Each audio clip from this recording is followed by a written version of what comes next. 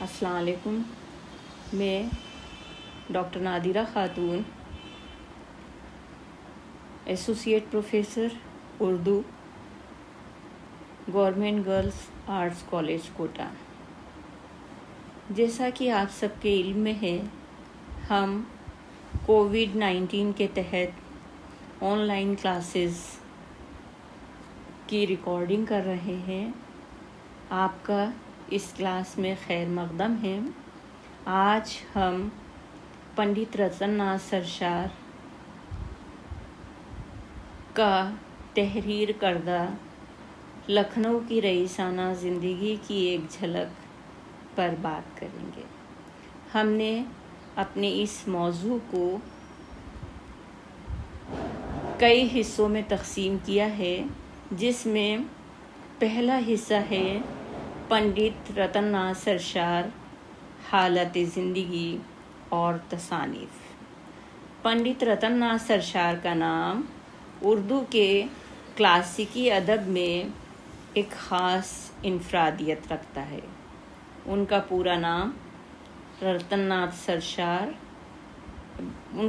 نام رتن ناتھ اور تخلص سرشار تھا. ان کی ولادت 1846 میں لکھنؤ میں ہوئی. کم عمر ہی میں سایہ پدری سے محروم ہو گئے. حسب دستور عربی فارسی کی تعلیم حاصل کرنا شروع کیا اور کچھ عرصے میں ہی ان زبانوں پر کافی دستگاہ حاصل کر لی. انگریزی تعلیم کیننگ کالج سے حاصل کی. انہوں نے سلسلہ معاش کے لیے اسکول میں مدرسی کا پیشہ اختیار کیا اور اودھ پنچ اخبار کے لیے مضمون اور قسط وار ناول لکھے. سرشار نے 1895 میں حیدرآباد میں مہاراجہ کرشن پرساد کے کلام پر اصلاح دینے شروع کی. سرشار نے حیدرآباد سے رسالہ دبدبہ آصفیہ بھی نکالا. ان کا انتقال 1902 میں بہت زیادہ شراب نوشی کے سبب حیدرآباد میں ہوا.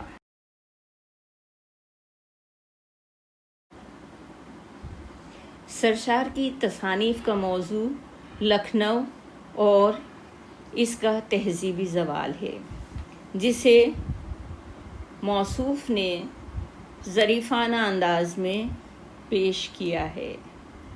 سرشار نے اپنی ناولوں میں لکھنؤ کی عملی دنیا کو پیش کیا. وہاں کے روزمرہ کے واقعات، چلتے پھرتے اشخاص، طرز معاشرت، زبان، مٹتی ہوئی تہذیبی اقدار اور سوسائٹی کو فکاہیہ انداز میں قلم بند کیا ہے. سرشار کی تحریر میں شگفتگی، صفائی، پاکیزگی، سلاست، جوش اور لطافت پائی جاتی ہے. جہاں سرشار کی تحریروں میں ایک طرف ہمیں ان تمام خصوصیات کا مجموعہ ملتا ہے، وہیں دوسری جانب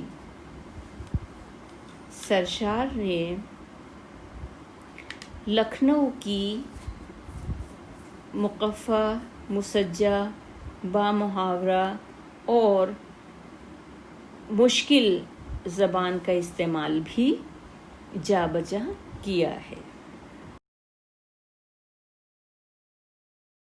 یہ ناول دسمبر 1878 سے دسمبر 1879 یعنی لگ بھگ 1 سال تک مسلسل اودھ اخبار میں قسط وار شائع ہوئی.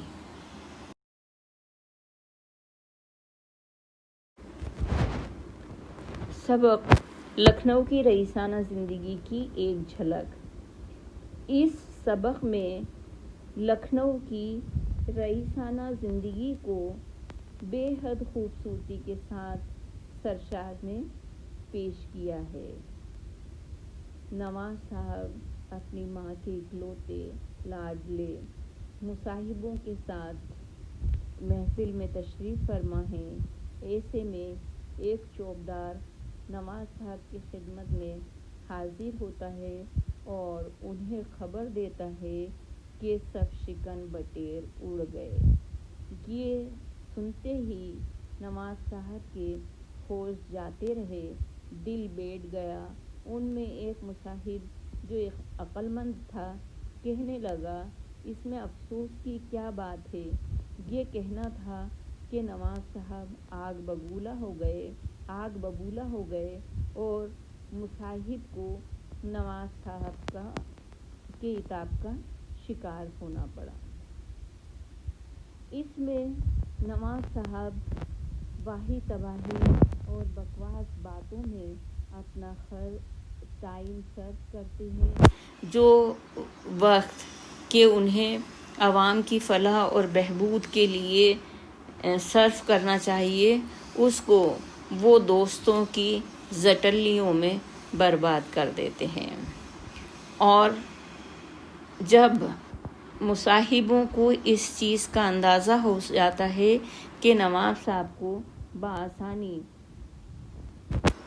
بیوقوف بنایا جا سکتا ہے، تو پھر وہ سب شکن بٹیر کی تعریف اور توصیف میں زمین اور آسمان کی قلابیں ملاتے ہیں اور ان کو قرآن کریم کے کئی پارے کرنا، ماہ رمضان میں ایک دانہ نہیں چکھنا اور کتنی ہی لڑائیوں میں مارکہ آرائی کرنا اور کورہ آنا، اس طرح سے وہ یہ ثابت کرنا چاہتے ہیں کہ جو سفشکن بٹیر تھے ان کا رتبہ بہت بلند تھا۔ جب اس طرح کی باتیں ہوتی ہیں تو مصاحبوں میں سے ایک مصاحب کہتا ہے کہ وہ تو بڑا اس کا اونچا رتبہ تھا، کوئی کھنڈت ہو گئی جس کی وجہ سے وہ جانور بن گیا۔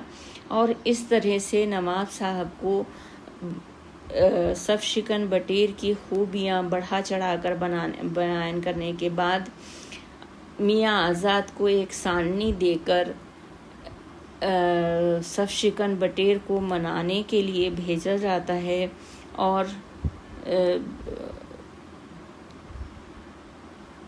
آزاد چونکہ دربار میں نئے آئے تھے، اس لیے وہ اس موقع کو غنیمت جانتے ہیں اور یہ سوچتے ہیں کہ اسی طرح دربار میں اپنا اقتدار، اپنا مرتبہ قائم کرنے کے لیے یہ ایک اچھا موقع ہے۔ اور اس طرح کی واہی تباہی کے درمیان کبھی نواب صاحب، چونکہ ان کی فطرت زود رنج تھی، کبھی ناراض ہو جاتے ہیں اور کبھی خوش ہو جاتے ہیں، اور آخر میں وہ خوجی کو کئی بار رگیدنے کے بعد اس کی آخری بات پر اس طرح سے خوش ہو جاتے ہیں کہ جب وہ یہ کہتا ہے خوجی کہ چونکہ سب شکن بٹیر غائب ہوں اور میں اپنے ہوش و حواس میں ہوں، تو نواز صاحب کو ایسا محسوس ہوتا ہے کہ خوجی واقعی نمک حلال ہے، اور اس کو اس کے نواز صاحب کا جی خوش کرنے کی عوض میں جو انہوں نے عباسی رومال لیا ہوتا ہے وہ اس کو بطور انعام پیش کر دیا جاتا ہے۔